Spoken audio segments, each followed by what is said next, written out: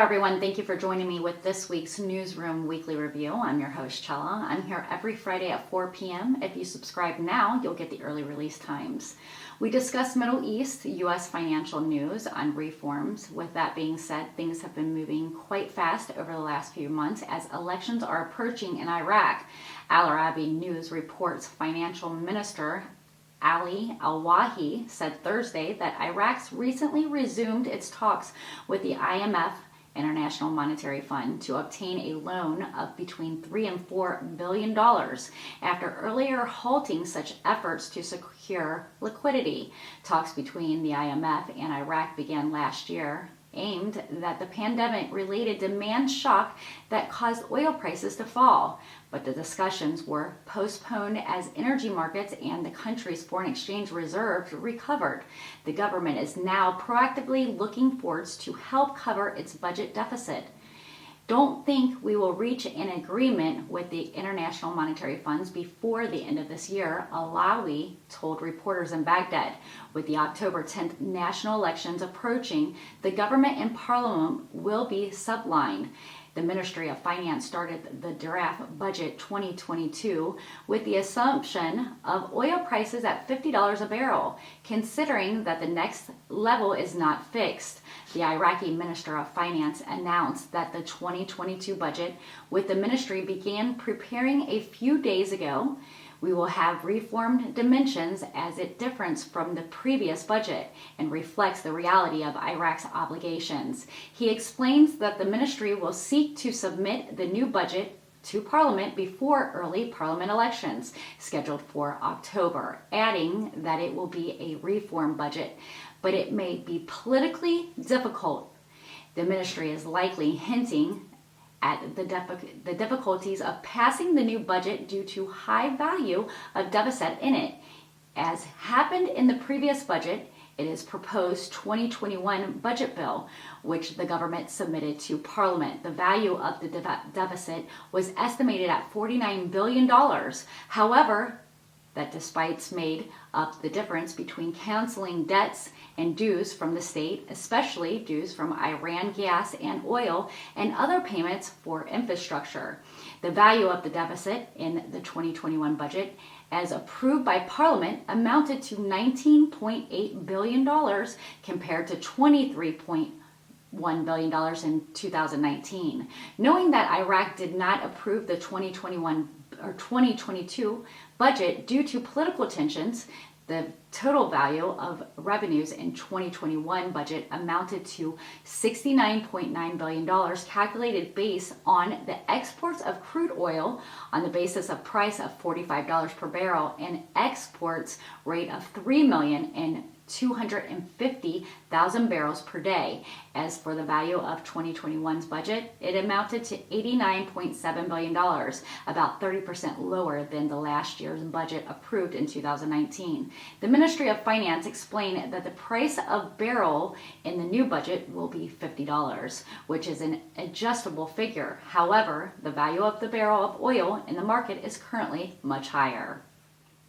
Mwanzi News reports 10 Republican members of the U.S. Senate signed a bipartisan bill to repeal the 1991 and the 2002 authorization for the use of military force in Iraq. The new legislation, led by Senator Todd Young and Tim Kaine, revokes both the 2002 Iraqi War and the 1991 Gulf War permits, the Wall Street Journal reports Thursday. The move is the latest sign that lawmakers from both parties are gaining momentum in their efforts to reassert congressional authority to declare war. As least 60 votes, passing the legislation requires at least 60 votes in the 100 members of Senate, which means at least 10 Republican votes are needed to join all 50 Democrats for the legislation to succeed. On Wednesday, the U.S. Senate Foreign Relations Committee voted to cancel two authorizations that give open approval to the use of military force in Iraq. It is noteworthy that the Biden administration revealed weeks ago that it support efforts in Congress to repeal the authorization for the use of military force issued in 2002, which reinforces lawmakers' efforts to withdraw the authority to declare war from the White House. And according to Baghdad obsolete journalist David Ignatius said in an article that the American Washington Post that Biden will maintain a small American force that can train the army, providing it with intelligence and to protect it from the powerful neighbors, with the support of the most of Iraqi's political bloc. He also believes that the solution reached by Biden in Iraq is inexpensive and sustainable, and throughout it, it can maintain for some time the military presence of the United States in an unsustainable strategic region.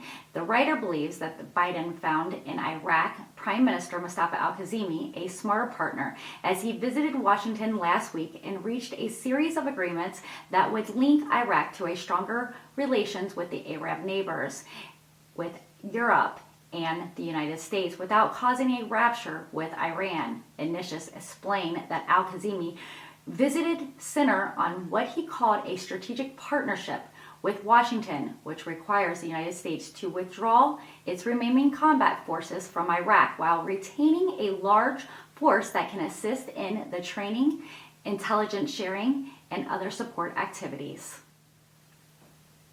Baghdad Mwanzi News reported Parliament Speaker Mohammed al-Halbousi received on Thursday the American ambassador to Iraq, Matthew Tweller.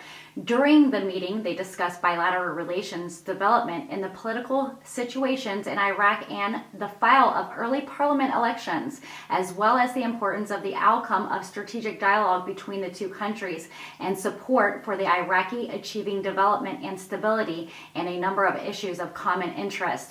During the meeting, the U.S. ambassador affirmed his country's support for the democratic process in Iraq and for holding the upcoming parliamentary elections.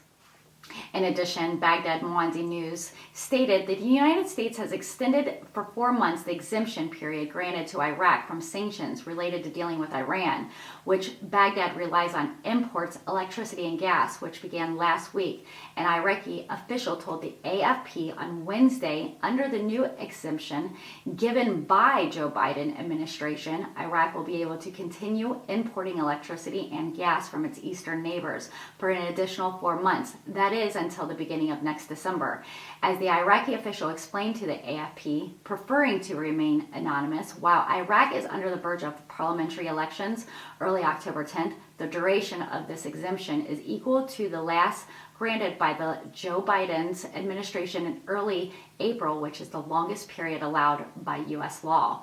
Although Iraq is an oil country, it relies heavily on Iran in the field of energy, as imports as a third of its consumer needs of gas and electricity due to the aged infrastructure, which makes it unable to achieve self-sufficiency to secure the needs of its population of 40 million people.